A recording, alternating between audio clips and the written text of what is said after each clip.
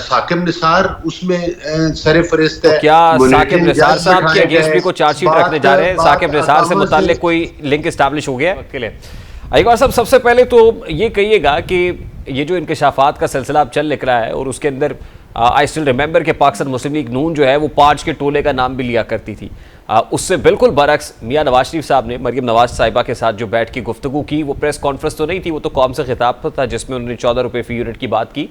कोई जल बाजवा की बात नहीं हो रही, कोई साकिब निसार से मुताल्लिक बात नहीं हो रही, इवन जल फैज़ से मुताल्लिक भी कोई बात नहीं कर रहा है। तो क्या ये कोई स्ट्रेटेजिक शिफ्ट है पाकिस्तान मुस्लिम लीग नून की पॉलिसी के अंदर कोई तब्दीली आई है?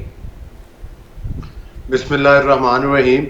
देखिए, पीएमएल-एन की जो स्ट्रेटेजी है वो एक ही है कि पाकिस्तान के अवाम की खिदमत की जाए। और पीएमएल-एन और हमारी लीडरशिप एक वो जमात है जिसने हमेशा अवाम में अपनी कारकर्दगी की बुनियाद पर जिसको सराहा जाता रहा है।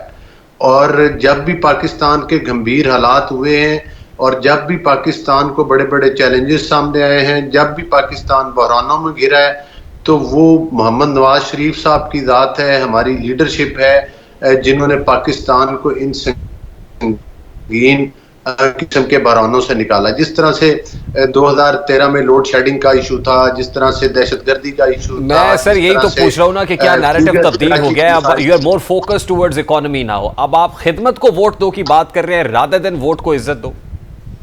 देखिए, बात यह है कि जब आप हुकूमत में होते हैं तो मैं समझता हूं कि हुकूमत का काम और अपनी पूरी तवानाइयां जो हैं वो आवाम के ऊपर सर्फ करना होते हैं। और ये हमारी बदकिस्मती है कि इसके दरमियान एक ऐसा प्रोजेक्ट भी लॉन्च किया गया जिसने पाकिस्तान की मईशत को बहुत बुरी तरह से मुतासर किया।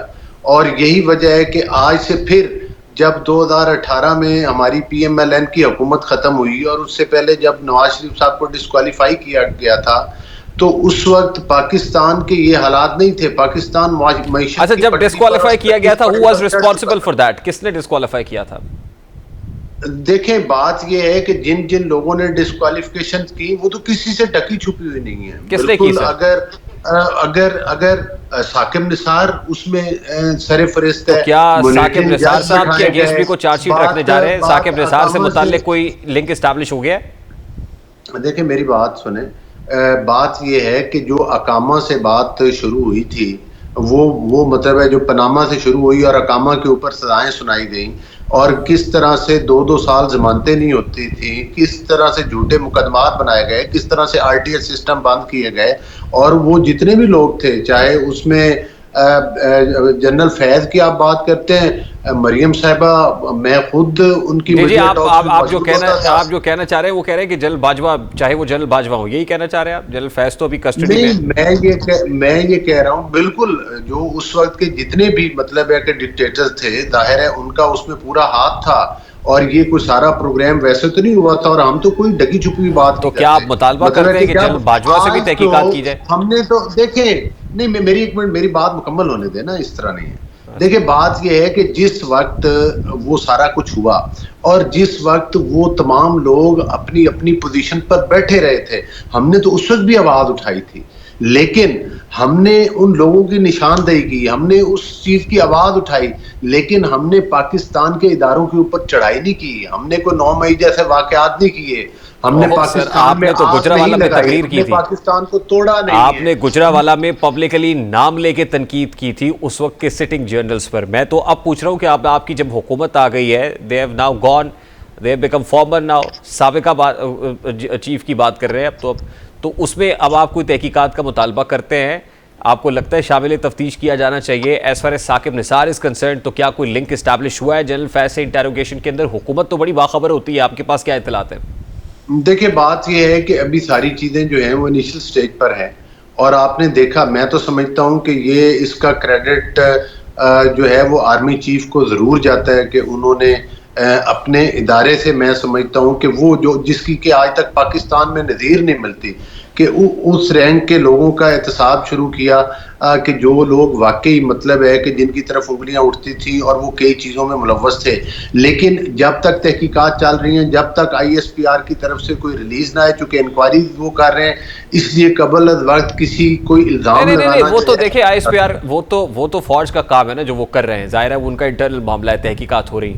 मैं तो ये कह रहा हूँ कि अब जब तहकीकात चल निकली हैं तो जाहिर है साकिब निसार साहब से इंटेरोगेशन तो फौज का काम नहीं है ना, वो तो हुकूमत वक्त है, आप पावर में है, आपने फैसला करना है कि अब जाहिर है किसी को कानून के कटहरे में लाएं, जो सब्सटेंशियल एविडेंसेस हैं वो पेश कीजिए। इन तमाम चीज़ों के ऊपर बिल्कुल काम हो रहा है और बहुत जल्द आप देखेंगे कि जो भी जिम्मेदारान हैं वो इंशाअल्लाह ताला कटहरों में जरूर आएंगे, अदालत के कटहरों में भी आएंगे, अवाम के कटहरों में भी आएंगे, और इंशाअल्लाह सबसे बड़ी जात अल्लाह की जात है, उसके कटहरे में भी इन्होंने खड़ा होना है। आज इमरान खान साहब ने अडयाला जेल में कहा, उन्होंने कहा ये जनरल फैज हमीद को पकड़ने का मकसद सिर्फ और सिर्फ ये है कि उनको मेरे अगेंस्ट वादा माफ गवाह बनाया जाए और मुझे मिलिट्री कस्टडी में दे के मिलिट्री ट्रायल शुरू किया जाए।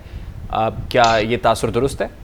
बड़ी तज्जुब वाली बात है कि आज से एक दिन पहले बानी PTI कह रहे थे कि मैं तो बिल्कुल परेशान नहीं हूं और मुझे तो बिल्कुल कोई मतलब उस चीज़ की परेशानी नहीं है, और आज फौरन परेशानी वाला बयान भी जारी कर दिया है। मतलब चंद घंटे तो गुजार दिया करें ना, अपने बयान के ऊपर U-टर्न ले जाते हैं।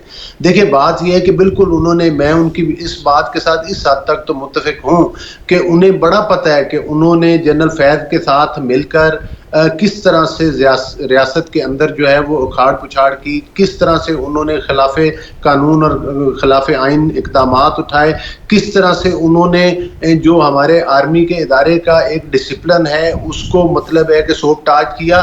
वो बानी PTI को सारा पता है, और वो पंजाबी की कहावत है कि जिसने खादियां गाजरा उधर ढेडे पीड़, तो अब उनको दर्द तो होगी पेट में, जाहिर है कि उनको पता है कि वो उनके हमराज हैं, वो उनको पता है कि उन्होंने रिटायर्ड जनरल फैज के साथ मिलकर क्या क्या कुछ किया है। मैं कबल अज वक्त किसी चीज़ की तरफ निशानदेही नहीं कर रहा।